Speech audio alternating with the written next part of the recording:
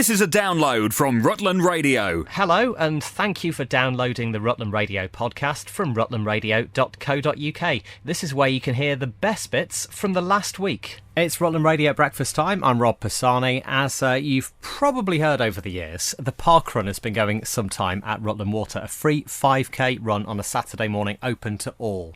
And there's been a campaign for quite some time to get one, especially for juniors. To tell us more, because it's actually starting this Sunday, Regional Ambassador for Parkrun, Gordon Pearson. Gordon, this has been a really long time coming, but it's finally nearly here. Yes, it has, Rob. It's been a labour of love for myself trying to get everything in place over the last, 18 months of getting the two ladies to lead it, so Jo and Beth. We've done a fantastic job and getting all the other volunteers involved and making it happen. So we had a trial just before the school holidays and that went really well. So we've decided to draw a line in the sand and then start it, like you say, this coming Sunday. So it'll be 9 o'clock and it's for children between 4 and 14, so up until the day before their 15th birthday. And all they need to do is register on the Parkrun website, which is parkrun.org.uk, and print out their barcode and bring that along. And they're ready to run. And as you say, for a wide range of ages, 4 to 14, it is a shorter distance with it being a junior park run as well from the 5k. Yes, it's 2 kilometres. So we're using the existing first kilometre and last kilometre of the 5k course. So they'll in effect just run from Normanton Church up until the first kilometre mark, round a cone, and then come hurtling back, I hope, back towards the existing finish. So we're making use of what is there existing, so which makes it a lot simpler for the team. Now, the park run that happens on a Saturday, the kind of adult park run, that actually has, several hundred now on its books, people who, some people who go every week, some who dip in and out. I suppose this will work very much the same. Yes, again, I think obviously with the children's park run, it relies on the parents bringing them along.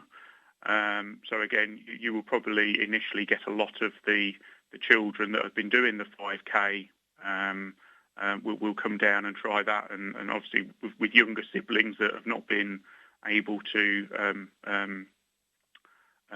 or been able to get up to the 5k. I think this will make it a lot more sort of easy for them to do and a lot more accessible. And again, it's another stepping stone. So I could see where we are. We've had a lot of them doing the 5k, but there'll be a new sort of a breed that will come through that will start with the 2k and they'll be able to build that and run with the parents and do it from a younger age and then eventually graduate. And obviously there is the same there's a similar reward mechanism after a certain number of events to keep them enthusiastic. And I guess, the schools are going back, everyone's getting in the old routine, as it were, and some obviously moving up school. But with the schools all involved before the summer break, and it's a kind of a reminder that, this is finally nearly here? Yeah, so we've been reaching out. Like I said, Jo and Beth have been doing a great job talking to the local schools, and we've been doing sort of meet and greets with them, and I've done a couple of interviews with some of the schools, and they've done some sort of internal announcements around it. So we have been reaching out to them, and we're looking forward to seeing them all coming along. I was really pleased when we had the turnout for the trial. I was only expecting 20 or 30, and I think we had nearly 3 times that. So again, it just shows that there is the enthusiasm for it, and it is no doubt going to be a success. Now, there's park runs all over the world, isn't there? That's the whole idea. It was set up, and then people can go, as far as Australia and have a park run, and find out where your local one is if you're visiting and that sort of thing. Does the junior park run work the same? Are there as many of those around the world, or is this, quite, extra special? Yeah, it is a UK. It was started, the junior park run was started in the UK about 5-6 years ago. So they have, or they are just about to start rolling it out in Australia as well. But of the other 20 park run countries, that there isn't any others at the moment that have got junior park runs. So there is over 200 in the UK, the length and breadth of the country. So there's wherever you go in the country that you won't be far away from one. Excellent stuff. Well, we look forward to Sunday. I know the briefing is around the Waterside Cafe about 8:45, and 9 o'clock it'll all start the 2K for ages 4 to 14, the first junior park run at Rutland Water and Normanton. And Gordon Pearson, thanks for joining us on Rutland Radio today. Yeah, no problem. Thanks, and I'll speak to you again soon, Rob. The weekly Rutland Radio podcast. It's Rutland Radio at breakfast time. I'm Rob Pisani. Now, you may be aware that our Lydia did some bell ringing recently, because they need more bell ringers around Stamford and Rutland as we head towards Remembrance time, actually, in the end of World War One, with big commemorations there. But just generally, our bells need maintaining, and such a wonderful part of our area, as we've mentioned so many times. There's actually a fundraising concert at All Saints Church in Oakham this Saturday night in aid of bell ringing in Oakham and Rutland, and it's recent graduates of the Royal Birmingham Conservatoire who are going to be putting this on. One of them, Gina Baker, joins me this morning. Gina, is this something you've been involved with when you've been back home, actually, bell ringing? It's something that my mum does actually really regularly. She goes twice a week and bell rings, so it's something in the family. And I used to sing at the church when I was younger, so I've got quite an attachment to the church and always love hearing them. Now, you're doing it to raise funds for them. Are they actually in need of funds at the moment for anything in particular? Kind of general essential maintenance work. They need funds for that, which they think will be in the region of about £4,000. Also, there's a simulator that they want to invest in, which is like a piece of equipment that's wireless and means that they can practice more, basically. And that's about £1,500. And because it's wireless, it means that it wouldn't just be for the benefit of Oakham Church. They could take it to other churches. So generally meaning that, they can teach more people campanology, which would be great to kind of help it grow, really. So tell us about the Royal Birmingham Conservatoire. That's where you've been. That's where you've been studying. And tell us about, you and your fellow performers and what sort of concert's going to be on Saturday night. I've just graduated from there this year. I've been there for 4 years, and it will basically be all the people that I've met along the way. There's going to be a saxophone quartet, which do some really exciting stuff and make an amazing sound, and a guitar trio as well. They're a professional trio. They've just been in Spain performing at a festival, so they've come back for this, which is really lovely. And then my duo partner, who's also called Georgina, same as me, we've been performing together for a couple of years and done some other fundraisers ourselves. So, and then a double bass and guitar duo, which is a bit different. And kind of generally the music, there's a lot of kind of Spanish, Latin influences, and some stuff that hopefully people won't have heard before, which I'm a kind of big promoter of kind of new contemporary music and like to explore new things, and so do they. So hopefully it'll be really, really diverse concert. Quite a lot of guitar, but a lot of different sounds from the guitars and different combinations of instruments that should be really exciting. And we're hoping to get a good crowd. So. Fabulous stuff, and people will be able to get tickets on the door, but I know also from the Oakham Church website, basically, there's a ticket event on there. Yeah, and you can get them on the door, no problem. Yeah. Excellent, Gina. Thank you very much for joining us on Rutland Radio. Have a good night on Saturday, and hopefully you'll raise lots of money towards that £4,000 target and the further £1,500. I mean, it's certainly a mountain to climb, but it's achievable, isn't it? Yeah, definitely, and hopefully this fundraiser can really help kind of kickstart that, and it would be nice to, give something back to the community and the church, definitely. Rutland Radio. Yes, it's Rob from Rutland Radio. We do a feature on a Friday called Hero of the Week, and you were part of the team here who raised £250 to help Stamford Food Bank. Yeah, so tell us how that all came about. We saw on Facebook that they needed some money, so we thought we would give it a go, see what we could do, raise some money. And how did you do that? We had a raffle, we made a hamper and pestered people to pay for it and donate food to it. And we also ran a sweepstake on the football, just sweep up the other people who weren't interested in food. But most people are, to be fair, aren't they? Mostly, yeah. So did you manage to learn anything more about the food bank and its work in Stamford? Yes, in as much as it's very well used and it's got a very good team of supporters and people that work there. They do a super job. You weren't the only person who was part of this, were you? No, the whole team here in the office got behind it and filled in all the gaps and got it up and running. So it was Sarah West, Lydia Merrifield, Simon, who helped very much with advising on the type of food people would like to eat, and the other guys for being so kind to donate and buy raffle tickets.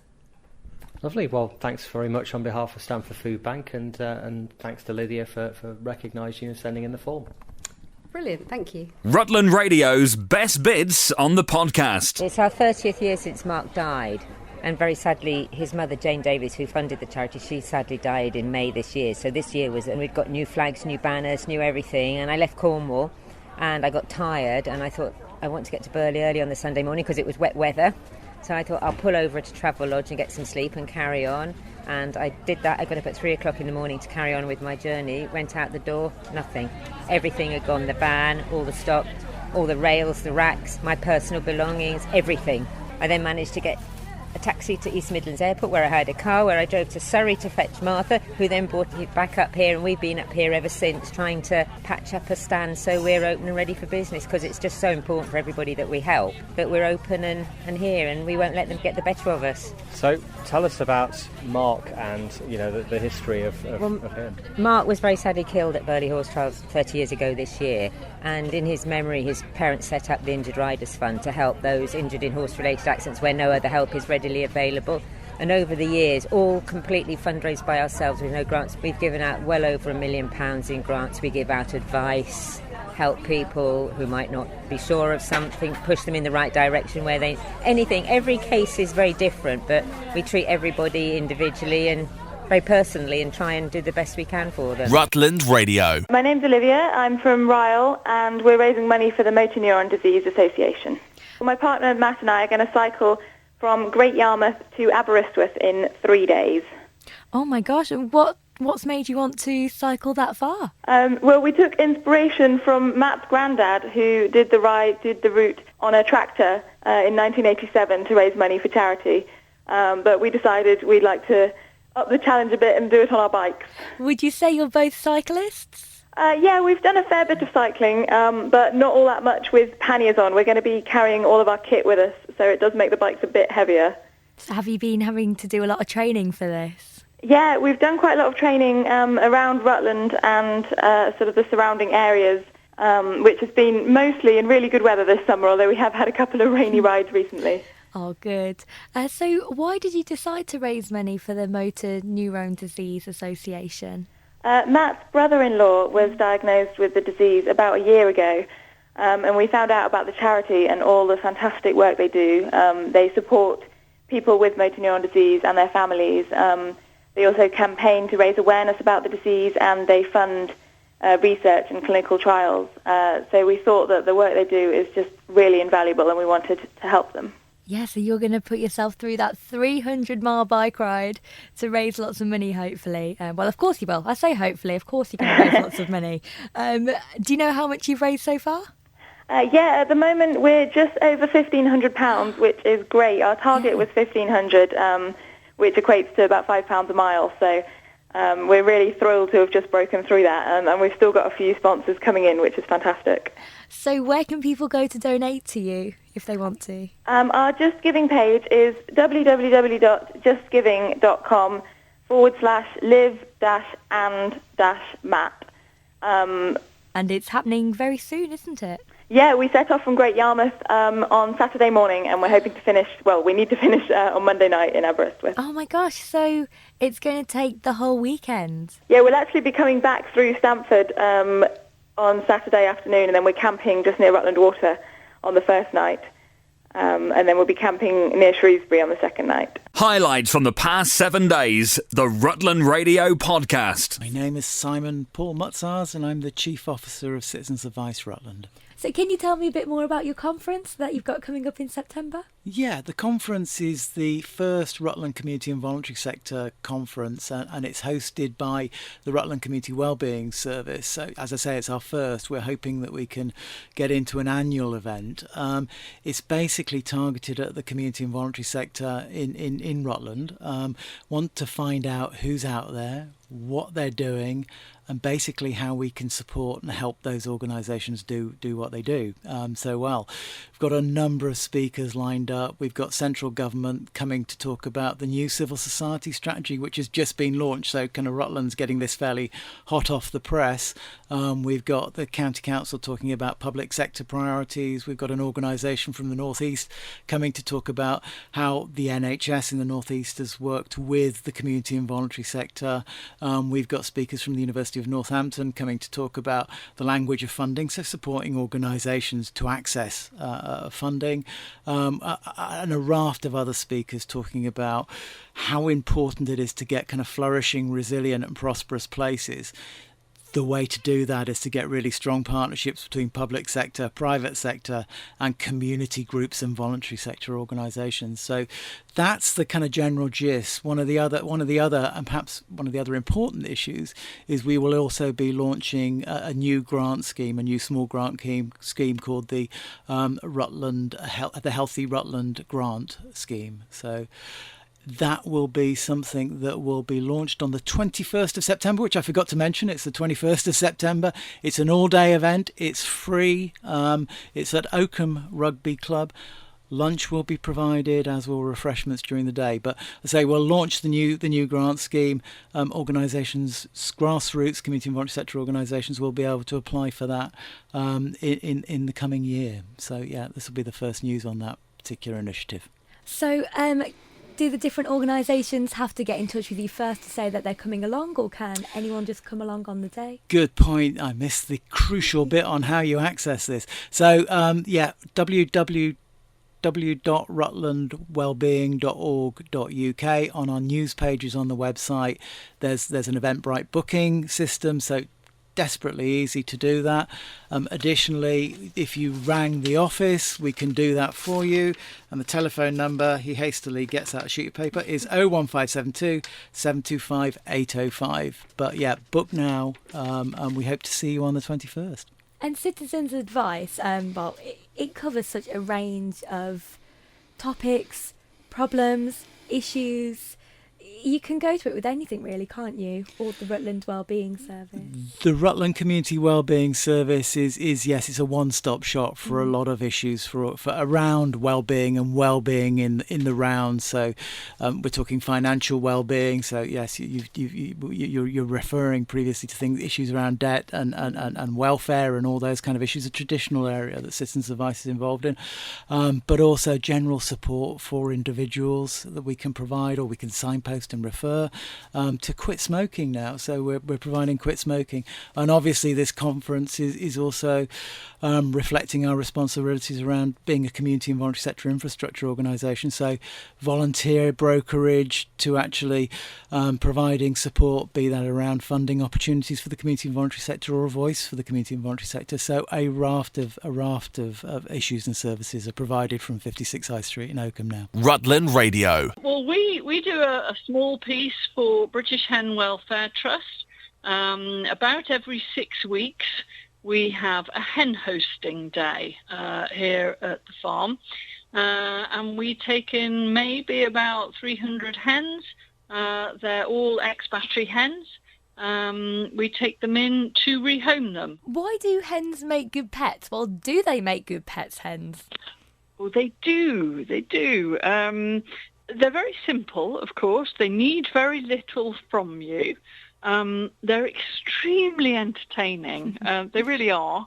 And their personalities, they're just like any other animal. So when people take them home, they can train them. They can certainly get them used to people, such that they come and eat from your hand and they'll follow you around the garden, that kind of thing. They take up very little space. They don't cost very much. And of course, they're fantastic pets for children. because children can learn how to behave around animals. And also, of course, they give you eggs every day.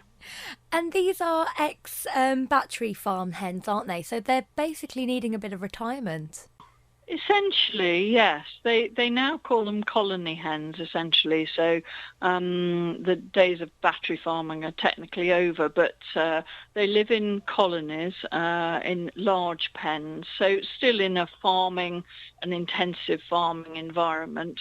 So when they come out, they're often not used to sunlight. They're certainly not used to grass and footling around on their own. So it's a real revelation for them. But like I say, they're still young enough, so they're still laying very regularly, probably get an egg a day from each hen. So whereabouts is your farm based if people want to come along and come and get a hen? Well, we're actually just north of Stamford, but the way it works, in order to make it a really streamlined process, is that we have bookings in advance. So if people are interested, all they need to do is phone British Hen Welfare Trust, and they're on the web. And essentially they book their hens up front. So when we pick up the hens tomorrow, we will know how many hens we're going to be rehoming. The weekly Rutland Radio podcast. Claire Balding, lovely to see you here at Burley again. Is it me, or, I mean, when I was speaking on Friday, does the crowd actually look bigger than it normally does? I can't believe how many people are here, and actually speaking to friends of mine who've got stalls around the place, because obviously the shopping is a huge part of it as well as the sport. They were saying they've had better days Thursday, Friday than they've ever had before. So I think not only is there a bigger crowd, they're here and they want to buy things, they want to be part of the experience. And you can see people walking around with sort of 20 shopping bags. It's incredible. And going into the cross-country, everything could change. You've got the big names right at the top of the dressage at the moment. Everything will change, without a shadow of a doubt. And it's quite interesting, having just talked to Mark Todd, who's in the lead. He's almost saying that is irrelevant, just wipe it out. He said the horse that wins this will be the one that can get round the fastest. And I think there's a feeling that it is a long and tiring course, and that very few will make that time of, I think it's 11 minutes, 11 seconds. And the faster horses that can and do will move right up the order. Because the scores are really very close together, there's hardly anything in it. You could be 20th and move right up to first or second if you can get inside the time. Depending on what Tim Price does on Ringwood Skyboy, and obviously Oliver's got 3 in the top 7, which puts him in a very strong position. But I think they're all aware that the dressage is just a tiny part of it. And I almost think as long as you're top 20 or thereabouts, you're in a position that you could win.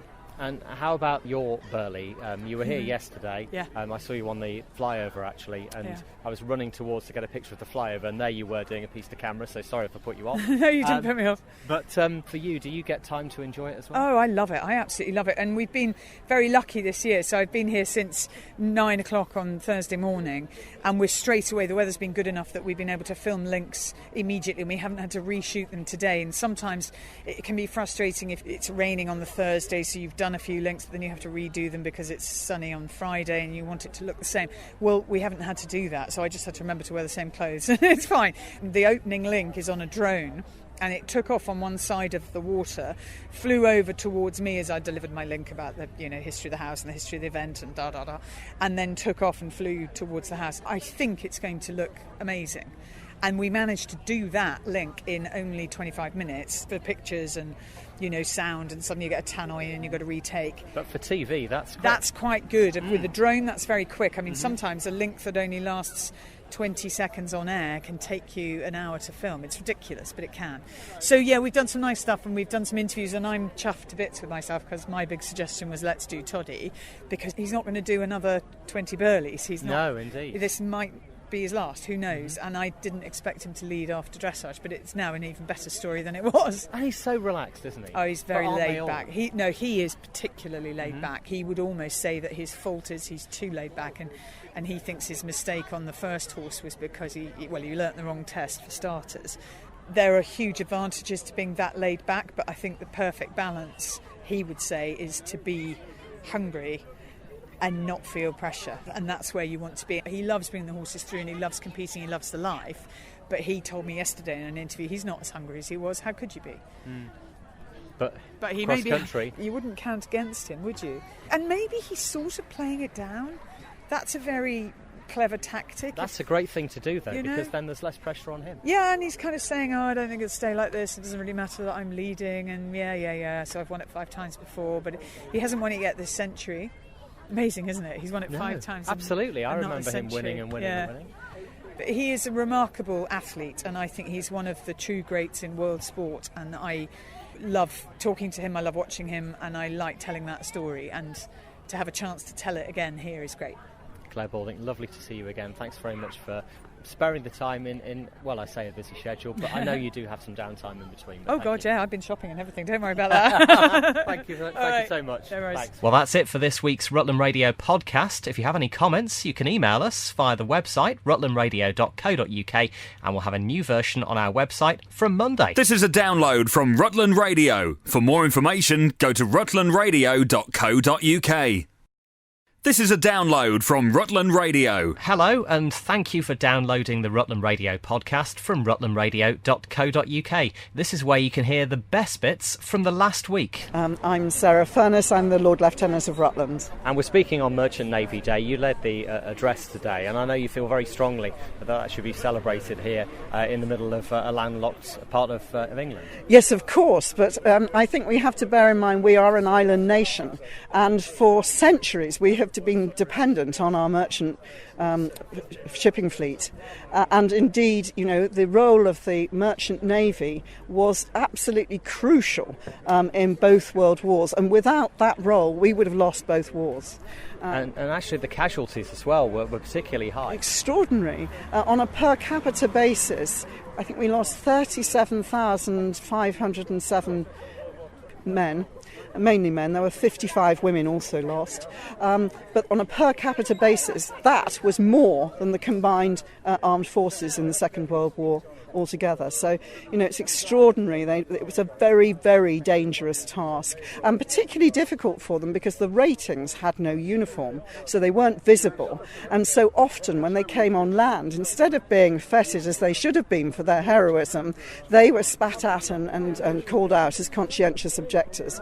And so during the Second World War, there was a small pin devised to try and stop this happening. But it just shows, you know, how important it is that people understand the role. And I think it's very important that we have events like today, because actually I think we still take the role of the merchant navy for granted. And, you know, actually we're absolutely dependent on it as an island nation. Today, this has been celebrated since the turn of the century, but today is the significant day, isn't it, to actually remember it's an anniversary of the declaration of the Second World War today, and I think it's particularly important that today we remember the important role that the merchant navy had, because without them, as I said, we would have lost the war. Rutland Radio. My name is Captain Robert Strick. I'm now 72 years old, but I was at sea for 20 years of my life. I went to sea as a deck officer cadet in 1962. I joined my first ship in Glasgow with a full crew off the Glasgow pool. There were about half of them had been served time in the Bar L, as they say, the Barlini prison. So a tough bunch of guys, but good guys to have on your side when you're a 16-year-old deck cadet. 4 years sea time, second mate certificate. I sailed as third mate with the Union Castle Line passenger ships to South and East Africa. Another 2 years, my first mate certificate, and another 2 years, my master's certificate. That was in 1972. I did my master's certificate. I was then promoted chief officer. I joined Shell Tankers because my company wouldn't let me take my new wife to sea with me all the time. So the only company that did was Shell Tankers at the time. Officers take their wives to see them all the time. I went to sea with Shell Tankers as second officer, ranked up through ranks to chief officer, ended up in command from 1978 until I came ashore in 1980. So 2 years in command. Just a matter of interest, my last command was a 232,000-ton Leviathan, big tanker. Am I right in thinking it's about the same size as Oakham High? Yeah, it's 348 metres long. It's about the same size. If the bridge of the ship is at Wilko's, the pointy bit at the front is at the Mill Street roundabout. So it's slightly wider as well. It's 70 metres wide and 30 metres deep. So, yeah, a fair bit of lump of steel and oil. And, of course, 232,000 tonnes is just over 2 million barrels. And at $75 a barrel, that's 1.7 billion sterling. So, yeah, or dollars, I should say. So, quite a valuable cargo. Only 23 people on board, excluding officers' wives. So, a big lump of steel, nearly 500,000 tonnes of ship and cargo. Takes a while to stop. 37 miles if you just stop the engine and let the propeller become an impeller. Takes 37 miles. So that's pedalling backwards. Well, that's without putting the engines astern. Just put the stern, put the rudder midships, and she'll take 37 miles to get the way off her. You can stop them at about 7 ships' lengths, but you're likely to strip all the blades off the turbine, which makes very angry chief engineers. And what does today mean to you? This is the first time that I believe in Rutland we have commemorated Merchant Navy Day. They did it last year, actually, but very few people turned up. I would like to say I lent my services to this ceremony. It is a commemoration of the 54,000 merchant seamen and women who were killed in the First and Second World War. About 16,000 in the First World War and 37,000 in the Second World War. They were defenceless civilians, quite frankly. And they were sitting ducks, of course. And people talk about the Arctic convoys to Murmansk and Archangel, but anywhere in the world was dangerous for a merchant ship, unarmed and defenceless. So either Japanese U-boats or German U-boats or somebody else, Italian U-boats. And every day a ship was sunk, blown up or whatever. I say with one captain who said a 12,000-ton little tanker from America to Murmansk. He had the 4,000 tons each of all the components to make up trinitrotoluene. He told me if he'd been hit by a torpedo, the ship and they would have vaporised. But he also said, I'd rather vaporise than be dumped in the Arctic Ocean, quite frankly. It's very important. We have, obviously, Armistice Day, 11th of the 11th month. Today, being the 3rd of September, was the day that Chamberlain declared war on Germany, sadly. And it was 11 o'clock in the morning he did it. So to commemorate the loss of lives, the British Merchant Navy was vital to the survival of the United Kingdom and to the armed forces in the various theatres of war. To the United Kingdom would have starved and run out of fuel, had it not for the merchant ships bringing food and fuel in. And to the armed forces in the various theatres of war, we supplied them with all their ammunition, weaponry, troops, etc. So without the British Merchant Navy, this country would have been in a dire strait. Typical, we get the loudest Harley Davidson. Harley Davidson, yes. Not to worry. There's a quiet Harley Davidson. No, there isn't such a thing. In Uppingham, we get it all the time. Oh, of course you will, yes. And I take away buildings as well. Highlights from the past 7 days, the Rutland Radio Podcast. The food walk is one of the main things that bring me to Burley each year. Local and non-local, it's fab. I had to pick a winner and then a runner-up, and it was really difficult. There were quite a few people that stood out, mainly 4 in total, but I had to narrow it down, as you do. The person that I chose was Hannibal Brown, mainly because the owners were there, they were lovely, they were so friendly, gave us all the time in the world, and they sell wine, and especially personalised wine bottles, so you can choose your favourite bottle of wine and then get it personalised with whatever you want on it. Beautiful stand, beautiful staff, great product, great service, just, yeah, the whole package. My runner-up was the Gift of Oil. They were fabulous, family run, and what I remember most about them was instead of sampling their oil with bread, you sampled with a leaf of spinach. And it was really nice because you got then the real taste of the oil. Charlie, thanks very much for joining us on Rutland Radio. Just a brief word about your blog. The amount of people who say, oh yeah, Charlie, the Rutland blogger, she'll mention it. What about us? Anyway, no, I don't mean that. But anyway, you know, it's grown. It really has grown. It has. I fell in love with blogging when I was 19, and it was a hobby to get me out of a bit of a dark place, if you like. And I loved it, and no one knew what it was, and I just had to travel down to London all the time to get content. And then I decided that I didn't want to have to do that all the time. That was getting expensive, and I was falling out of love with it.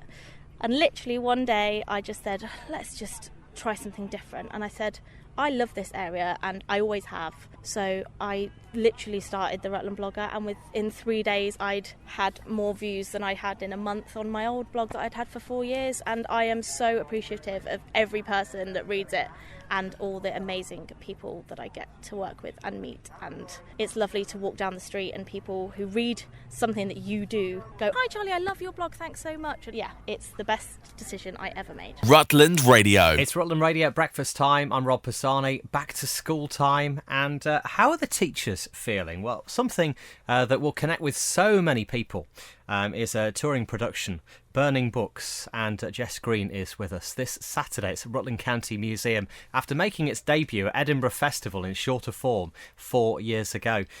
Jess, you come from a teaching family, although you've never taught yourself.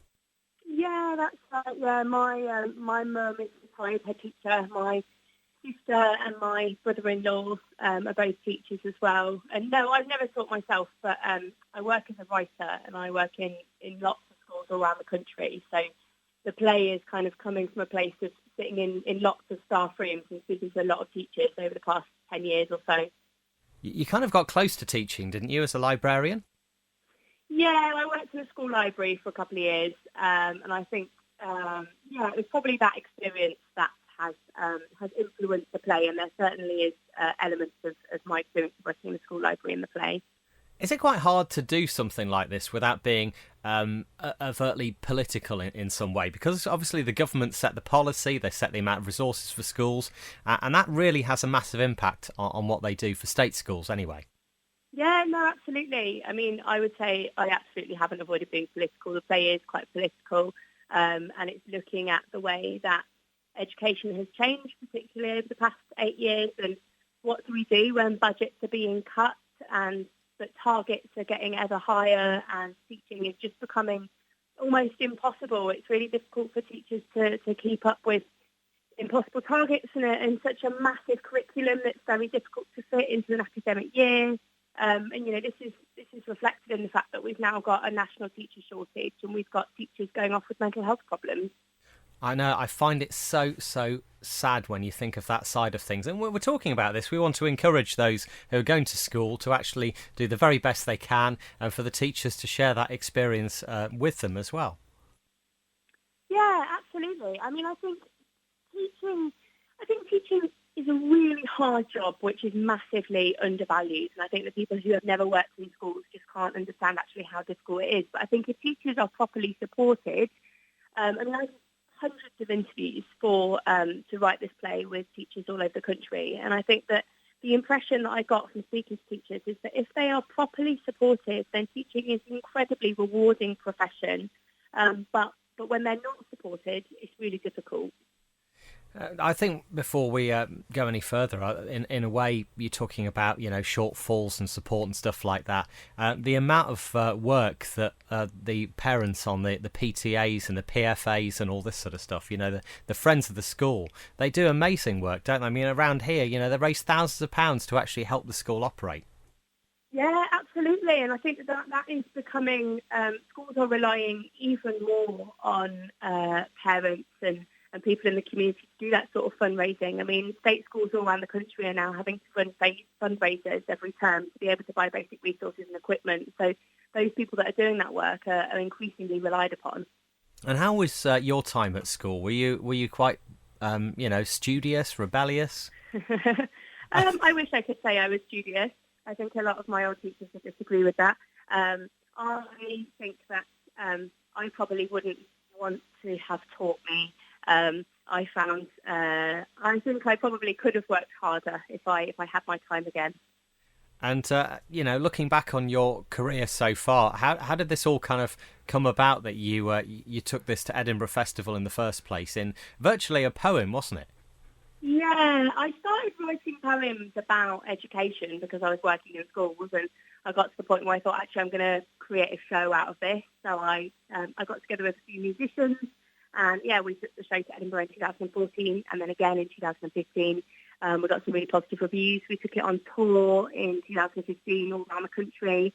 Then after that, I thought, actually, I'm not done with this subject. I still think there's huge amounts to say. And at that point, I got an Arts Council grant and I was able to spend time interviewing teachers and properly spending the time researching it. And then I developed it into the play that's coming to Rutland on Saturday. And you, I guess, must know... we talk to a lot of people who say, oh, no, well, whereabouts is Rutland? I mean, obviously, you do know because you're coming here, but you grew up quite near here as well. Yeah, I grew up in Leicester, just down the road. So, yes, it's a place I know well. I spent many weekends at Rutland Water. That is the thing. People from Leicester always come to Rutland Water at the weekend. Yeah, absolutely. Yeah, barbecues, you can see the smoke for miles. Yeah, so true. Jess, lovely to talk to you today. And I suppose Burning Books is How would you sum it up, really? You obviously know this better than anyone else. It is a play which is looking at why we have a national teacher shortage and what the schools do when they are losing so many teachers. And I really hope that it is a play of protest and it is a play of hope and optimism for the future of education. This Saturday night at Rutland County Museum. Jess Green, thank you very much for joining us on Rutland Radio. Lovely to chat to you and see you in the county town on Saturday. Rutland Radio's best bits on the podcast. Thank you, Lydia. Well, we managed to stop the traffic on High Street St Martin's just a few minutes ago for the official opening of Anna Couture. I'm here with Anna. I'm here with Alexandra, who's Miss Rutland this year. And we got to cut the ribbon together. How fantastic. We did. Oh, so exciting. So happy for you. And it's one of those places, actually, obviously, because your kind of image, the whole Miss Rutland, it's all about, the glittery kind of dresses and stuff like that. Not necessarily wedding dresses, but, about really, showing off in the evening, that sort of look. Definitely, and I get to wear some of these dresses, which is even more exciting, and I can't wait to show them all off. Now, for you, Anna, this is the second shop in town. Yes. That must feel a bit mad, and actually coming to this point where you've now got this wedding dress shop. It was a way of expanding into bridal and doing what I do. I'm a bespoke bridal designer, so the opportunity came along, and I've seized the moment. Yeah. So, like upstairs, will actually be where you'll be making this stuff as well? Yes, absolutely. So we've got our workrooms upstairs, and I've got my team of makers, and we're going to make bespoke, and we're going to make under the Chanticleer label. So. Fabulous stuff. Well, very best of luck with it. You're here till 8 o'clock tonight? Yes, we are, partying away and enjoying all the good company and friends and everyone who's come. Fabulous. It's just literally just down from the George on the other side of the road. It's the new Anna Couture bridal shop. Rutland Radio. You've probably seen the gold posters around Stamford for the forthcoming adaptation on the stage of the film Kes, and here actually to give you an update this morning with Stephen Arnold, who's going to play many parts in it, but he's actually found a young Kes, I know, and also Zoe Crowson. Now, Zoe, with the Phoebe Research Fund is benefiting a quarter of the proceeds, and also I hear you've got some really good news as well. £80,000 was donated to another charity that will help people like Phoebe. Yeah, we've recently just donated £80,000 to Curie B, who are our beneficiaries. Ultimately, again, every penny does go to research, which is obviously a very important thing for myself as a parent of a sufferer. That's all good. And I know with this, you've been looking for a lot of local companies to support you, and the list is endless, isn't it? We've done extremely well, considering it's our first attempt at it, really. We've got over 30 businesses involved, some fantastic sponsors, including Mercedes and Maserati, Asembo in Stamford. The list goes on and on and on, and it's, estate agents, car companies, you name it, people getting on board, mainly because part of it goes to the charity, but it's not an outright charity fundraiser. Now, Stephen, last time we spoke, we spoke about the various roles that you're going to be taking, and it's going to be costume change after costume change for you, isn't it? It's not so much costume change, there is a lot of roles to play, but because it's so quick, it might just be throwing on a pair of glasses or, putting a bit of lipstick on or whatever it takes, really. Yes. It's however I get directed, but I've started learning it this week, and I've just been learning the lines up to now, and then I'll start creating the characters as I go along, but I just cannot wait to get started. It's just a fantastic play. It's poetical. It's got loads of enthusiasm. It's really sad in points. It's very sensitive at times, but it's very, very powerful. It tells a fantastic story of such an iconic film. Just cannot wait to get started. We've cast the other actor, which we're really excited about. We auditioned last week in Manchester, and we've got a lad that's more than capable of doing the part. It's fabulous, so just can't wait to get started now. I think, being an actor, as any actor will do once you start learning it, you just can't wait to get it on its feet and get going. And it's quite a challenge for the young lad, isn't it? Because, if you think of the film, it was very much so much of its time in terms of the character and the sort of attitude that he had.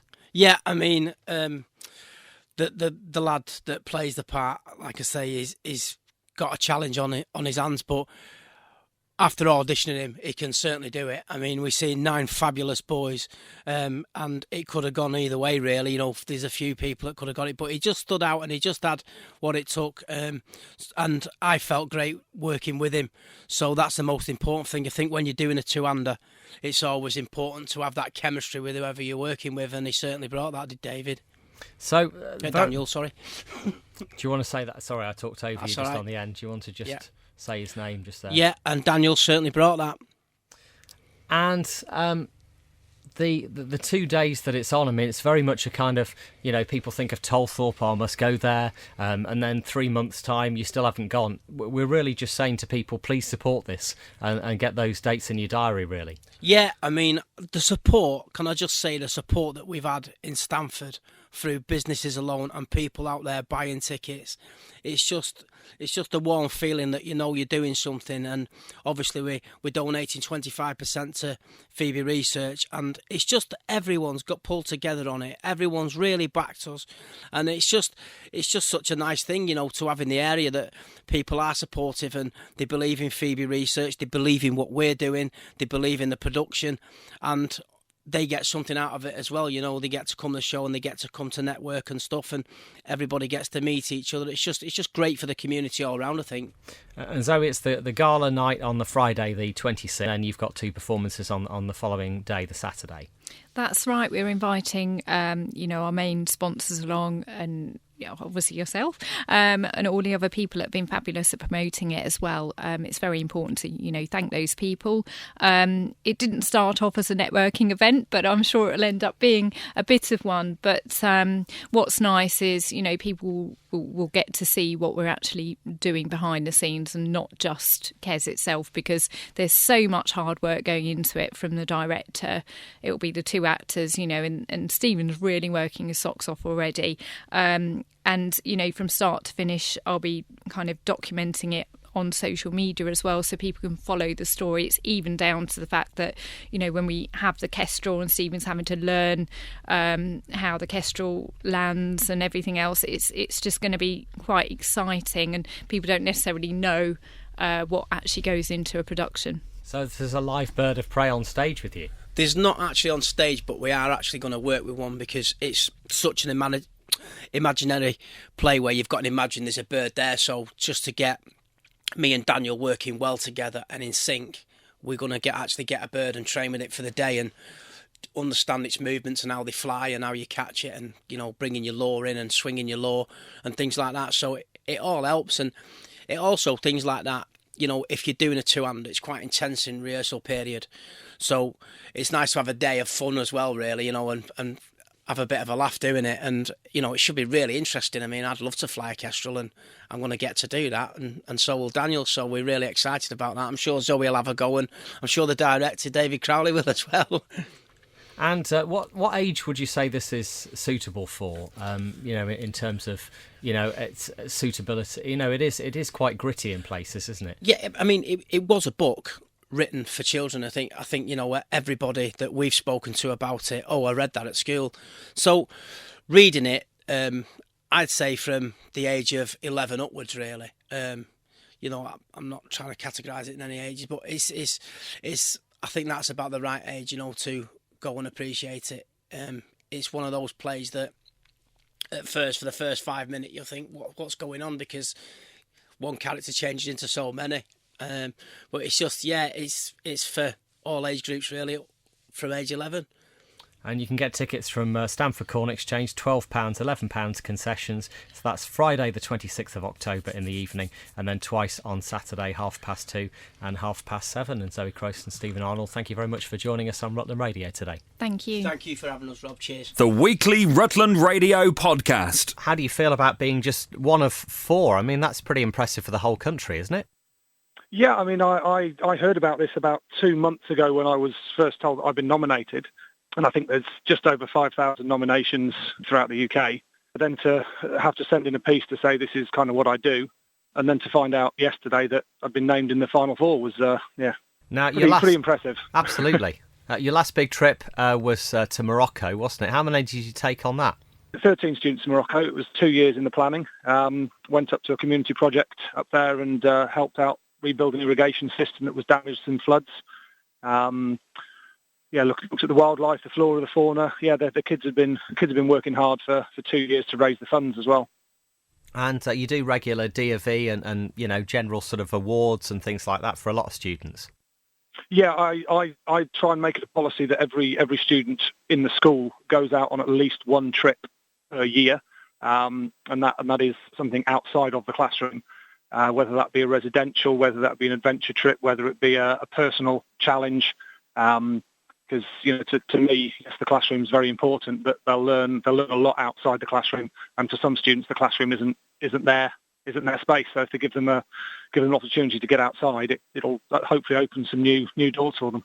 Now, I know Stamford Welland are passing out the links on this, but actually the amount of votes that you now get in this Final Four really does matter. Yeah, I'm not sure if it's number of votes or if it's on the voting form it actually says a reason why you voted. So I've got no idea whether it's a popularity contest, you've gone to a bigger school, you'll win, or whether it's the meat and the guts of why you're doing it. So I've looked on the other three guys who have been nominated, and they're fantastic in what they do. So just to go down to London is going to be a great day out and sit with all those guys. So any votes would be great, but I don't know if it's a numerical thing or whether it's it's quality or quantity. I'm not sure. But either way, how fantastic would it be actually to be the winner of the school trip champion with schooltravelorganiser.com is where you'll find all the details, isn't it? Yeah, and it is, and it's the support of the school and it's the support of the parents, and it's everyone that's involved. I mean, yes, luckily I'm the face of it, but it's having the trust of the school and trust of the community to say, take our kids here. It's okay. We know what you do, and it's good for the kids. Mr. Brister, thank you very much for joining us, and enjoy your time back at Stamford Welland. Are you there today or tomorrow? Yeah, I'm back in. I'm back in this afternoon. Got a few things to do this morning, but yeah, I'm back in and all running full guns this afternoon. Rutland Radio. So, Michelle, you've been working this till since the trial. Yeah. How have you found it? I mean, I suppose part of your role, is to chat to those coming through. Yeah, and then there's people that's obviously a couple of people that I didn't know that had got Parkinson's, and they came through and they said that it was a really good idea because they could take the time, they didn't feel rushed, they didn't feel stressed. I also had a lady come through a couple of weeks ago. She'd got 2 big trolleys. She was doing a party at the time. And while she was going around with the second trolley, I said to her, would you like me to unload and put it on the conveyor belt for you? And she says, that would be absolutely fantastic. Anyway, she went round with the second trolley, and then when she came back with that one, I was carrying on and I was helping her to pack. And she said that it was a brilliant idea. She felt fantastic. She felt relaxed. She felt chilled. She didn't feel stressed. She didn't feel rushed. And she says it's an absolutely brilliant idea. I had a lady come to me the other day, and she says she told quite a few of her friends, and they again turned around and said it's an absolute fantastic idea because people can come along, and if they want to chat, they don't want to feel rushed. And sometimes, when they're shopping, they can feel stressed. Whereas with this till, you see, they don't feel stressed because they can take the time of, packing. Can also ask them if they want to be helped to be packed, and if they say no, then that's fine. They just let them carry on and just pack at their own pace, and obviously tell people behind them if, can you just bear with us because this person wants extra time. And we've had no problems. Like I said, a lot of people read the signage. Some people just say, I say to them, I call it the chill out till. So I say to them, would you like to chill out? Would you like to go through? And they'll go, no, just put it through. But a lot of people just like to, chill out and just feel relaxed, And I have also told a few people about it as well, and they said it's a brilliant idea. And they've also turned around and said, it's a nice idea. They think it's, it really is a nice idea. So we're hoping that it takes off. We only do it 2 days a week at the moment, but obviously as time goes on, the feedback we've had from it is absolutely terrific. So, which is a good sign, I think. Everybody comes through, they say it's a brilliant idea. So, and they tell their friends about it, so more publicity, more people were going to get through the till. And do you foresee a time, where it's so popular that actually there'll be people kind of tailing back down the aisle, or is it pretty manageable? It's pretty manageable at the time, but you don't feel stressed serving the customers because obviously, a lot of people are behind and they do read the signage and they know. And like I said, you've also got people that, like I said, they just go through and just take the time and they don't feel stressed or rushed. So, but I think it'll be one thing that will take off. And I've had quite a few people through the till, so hopefully it will be something that, will create queues, and maybe we can probably get another one going as well.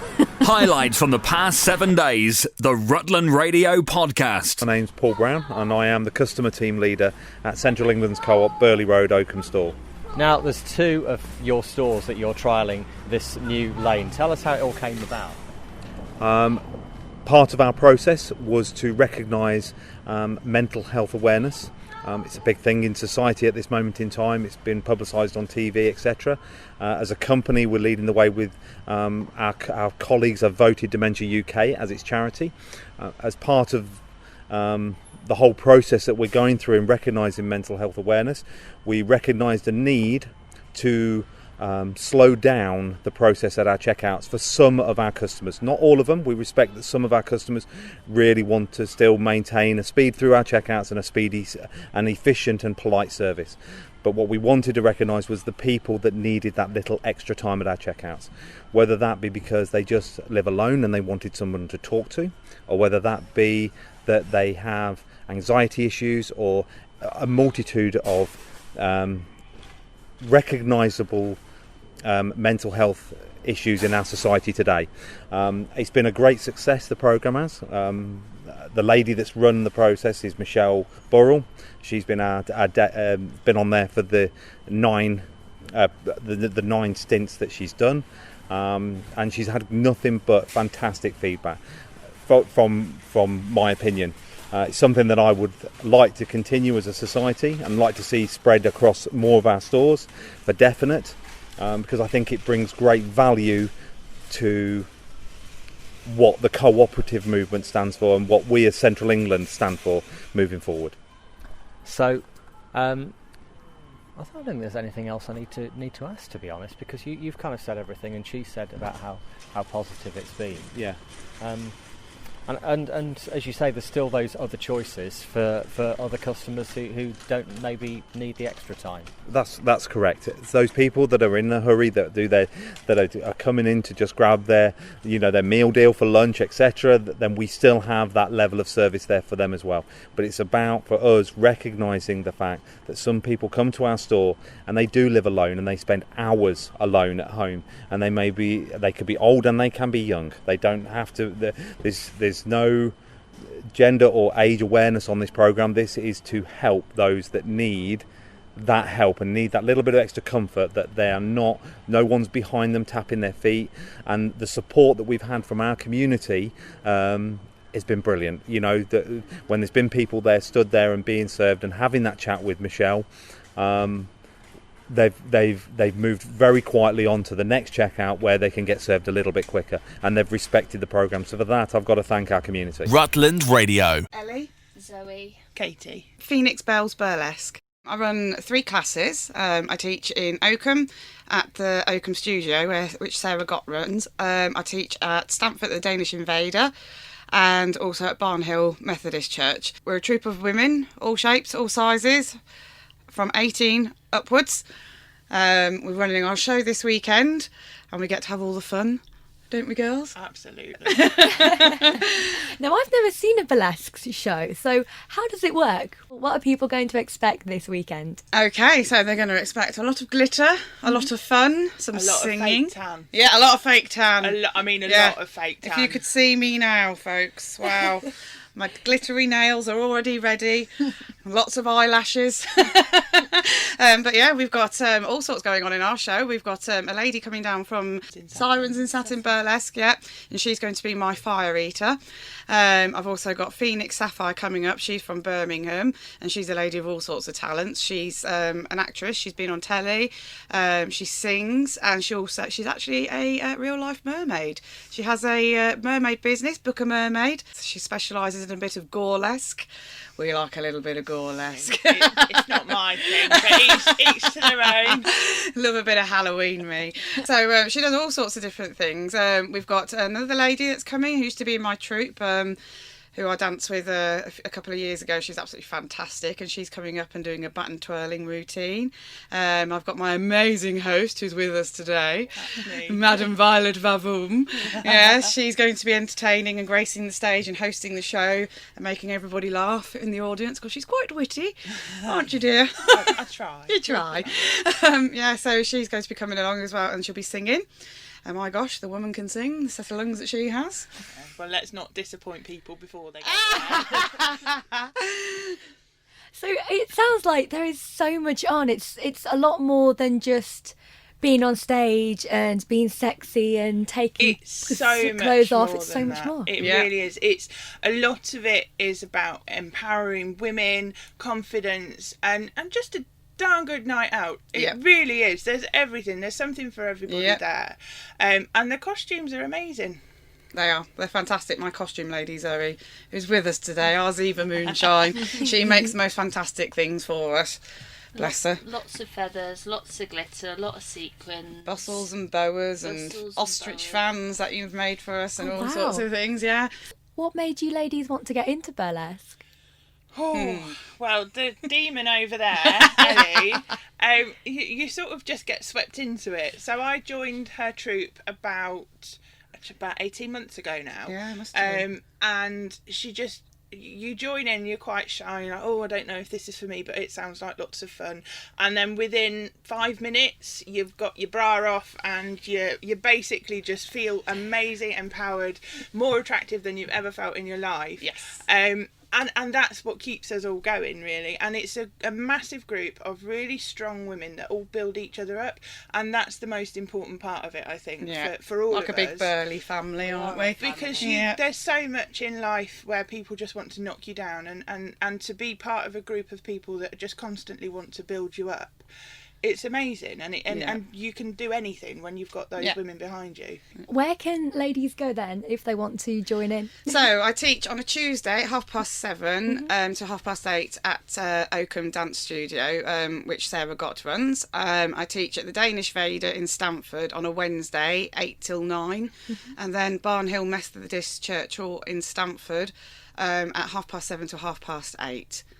Lovely, and people can just come along. Yeah, come along. Or find us on Shake Facebook, a bustle. Phoenix Bells Yeah, UK. find me on On Facebook. there, just in case, because obviously the rooms are only a certain size. So if you send us a message first and let us know that you want to come, and then we can go from there. And there's lots of plans in the pipeline for further classes. Yeah. Rutland Radio's best bits on the podcast. My name is Alison Ford, and I'm the secretary of Rutland Dyslexia Group, which is affiliated to Nottingham Dyslexia Association. Okay, well, thank you very much, Alison, for popping in today. First of all, can you just tell me what dyslexia is? Well, it varies in individuals, but mainly it's difficulty in learning to read or interpret words, letters and other symbols, but it doesn't affect general intelligence.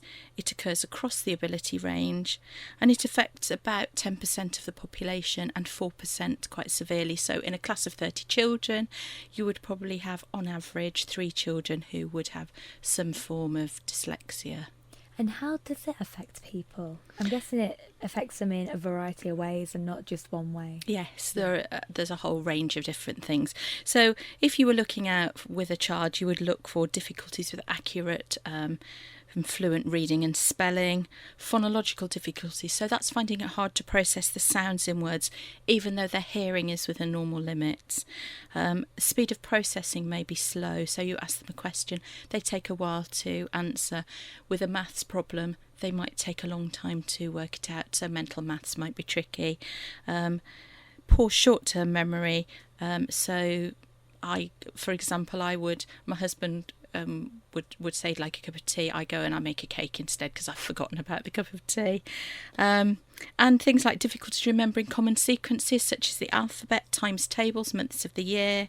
It may also involve, but not always, coordination difficulties with personal organisation, so the child that scatters their belongings and doesn't keep them all neatly sorted, and aspects of language. There may be early language delay, and it can affect concentration as well. And it also often occurs alongside other conditions and difficulties such as dyspraxia, which is coordination difficulty, dyscalculia, which is number difficulty, or ADHD and other things.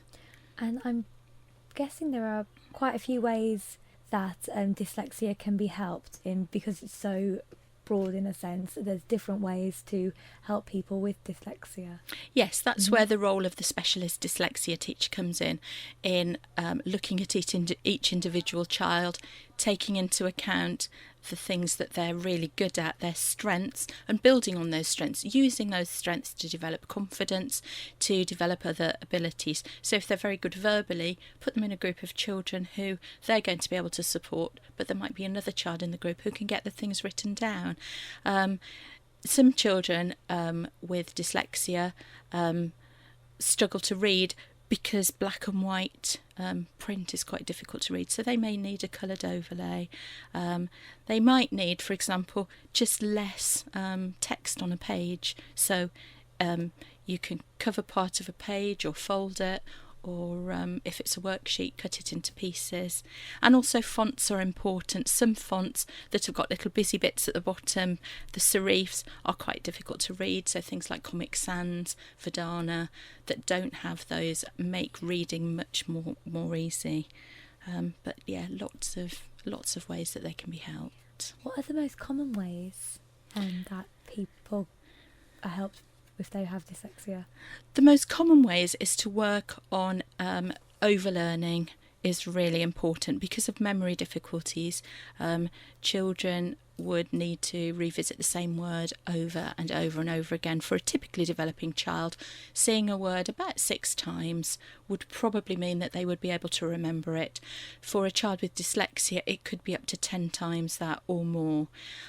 Sometimes they have difficulty with handwriting, so word processing might be an option, or speaking into an iPad and it will produce the text, and support for handwriting, making sure that they've got a good pencil grip, that if the writing tool that they've got is difficult for them to hold, making sure that they maybe need a chunky pencil, they might need a separate grip around it. And also, one thing that's really, really important for dyslexic children is making sure that the things that they are good at are really celebrated, and that they know why they've done well with something. And also to praise effort, because being dyslexic is very, very hard work for a child, much harder work in terms of working at school than it would be for a typically developing child. So making sure that effort is praised.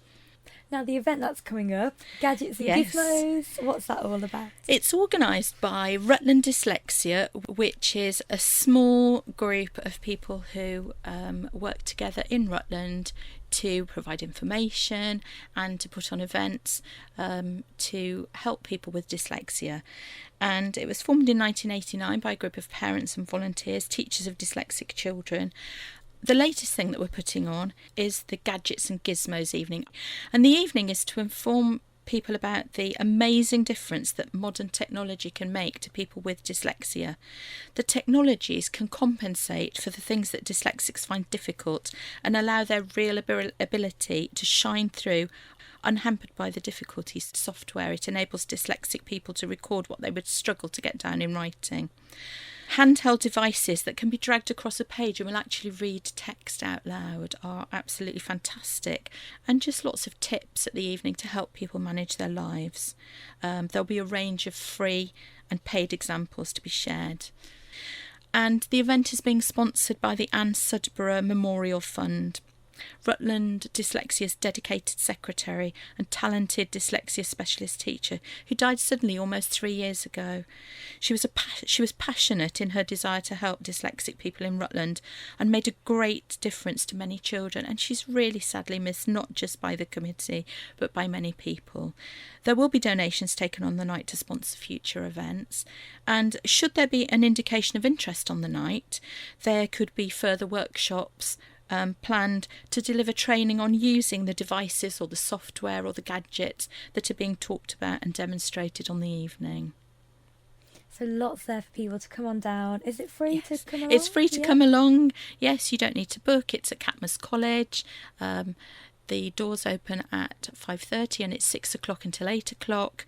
It's not really suitable for children under 11 to be there, but there may be things there, there will be things there that would help them.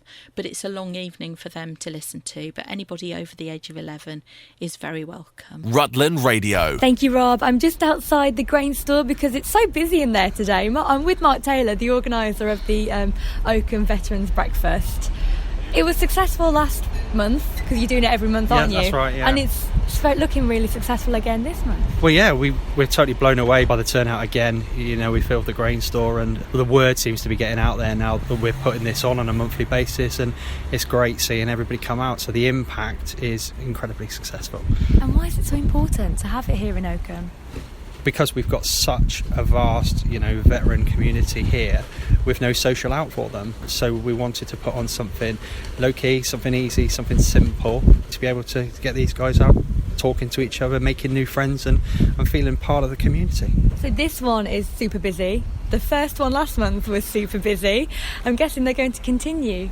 Hopefully, that's the idea. We have listened to a bit of feedback about poor people that can't come due to work commitments and such like, but having spoken to the grain store, we're probably looking at maybe involving a social event midweek, utilising their second Wednesday of the month for their quizzes, etc., and getting some healthy banter with the Army, RAF and Navy. So it's a work in progress at the moment, yeah? It is a work in progress. It's kind of like just setting the stage for future events and just getting people out, more importantly.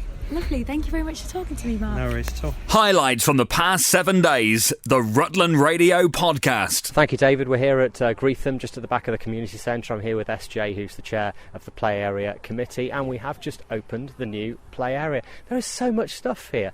Just looking at the swings, not only normal swings, but those that actually you can go on with your children. There are rides for all ages and various different parts of play equipment.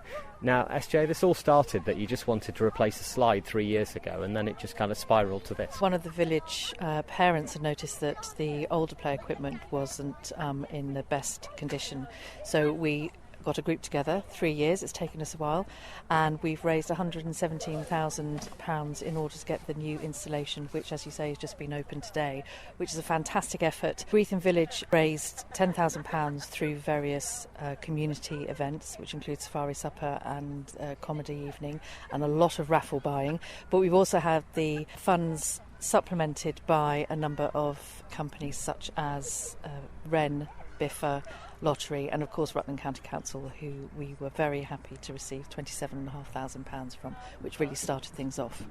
This must be just wonderful to be here on this day and see all the children just exploring all these things, because I guess, you look at a catalogue and you think, oh, that would be good, or we could have that. We could probably have 2 of those if we didn't have that big one. But actually you have to choose all this and make it accessible to as many children as you can. We've tried really hard to have a really good mix. So we've started off with an under-5s area, which is really, really important. We have over 200 children in the village, and it is a growing village at the moment.